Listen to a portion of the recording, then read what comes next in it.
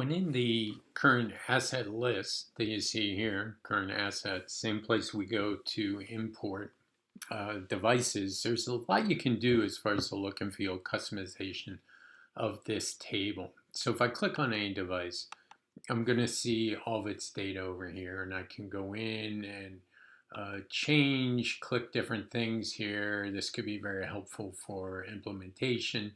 I can go to the maintenance part and see what consumables go with the device. So I have a lot of things I can do over here by clicking on a device. But this table can be really customized to how you want to see things. First thing is we show you 20 devices max here. And if you had, let's say, uh, 40 devices, you would have multiple pages. But we can change that. You can change to 50 or 100 depending on your preference. The other thing is the way this data is looked in the table. We can almost create pivot tables by taking, for instance, the make, drag it up here, and now what you see is all the different makes broken out. And you just click on the arrow, and I'm going to see on my Epson, um, on my Konica. So it's a real nice feature to be able to do that. If I don't like that, I just drag it back, and there's my make and models. I can sort. Just click on it. I'm going to sort on that field. You can see that.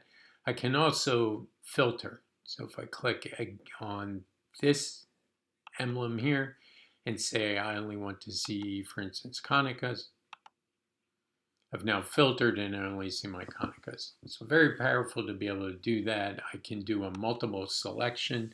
Click on the first one, shift click on the last one, and then, for instance, here's all the consumables that go with that. But if I want to change something like coverage for all my Konicas, I can do that right here because I selected all of them.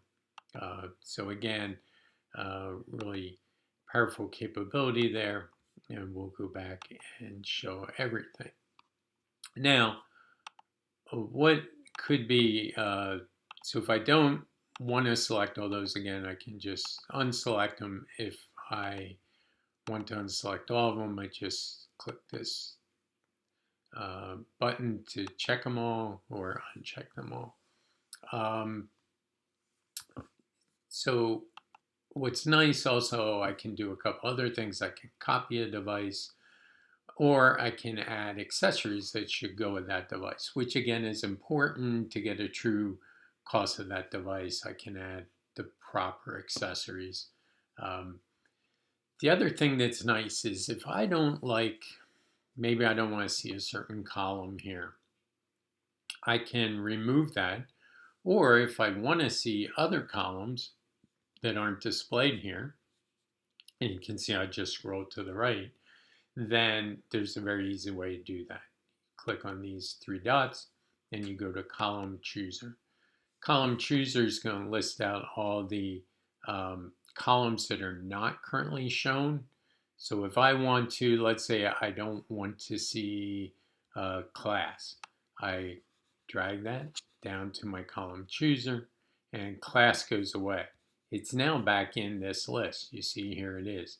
Let's say I want to see um, some other field like date of install.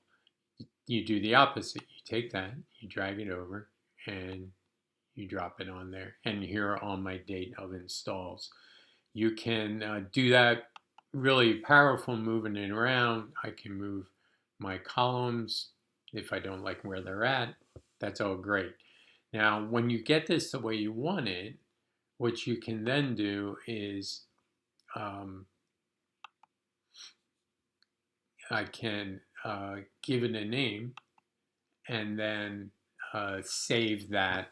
Go ahead and save that um, uh, form that I created.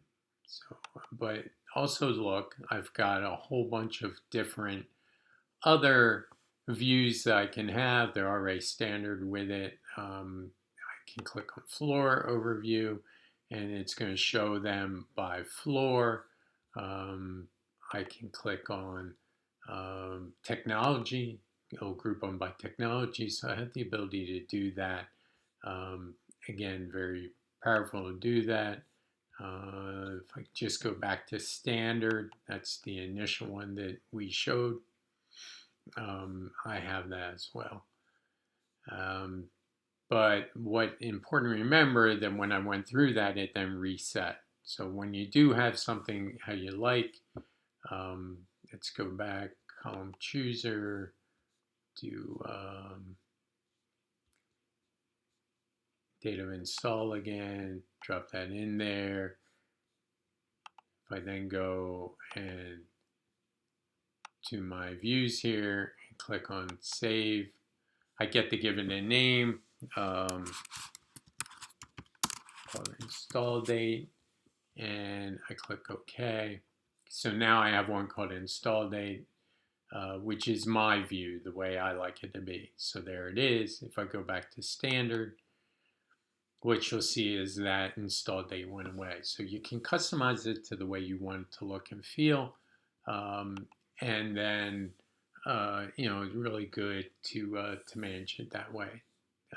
And you just slide back and forth here to see what information you want to look at. So that's customization.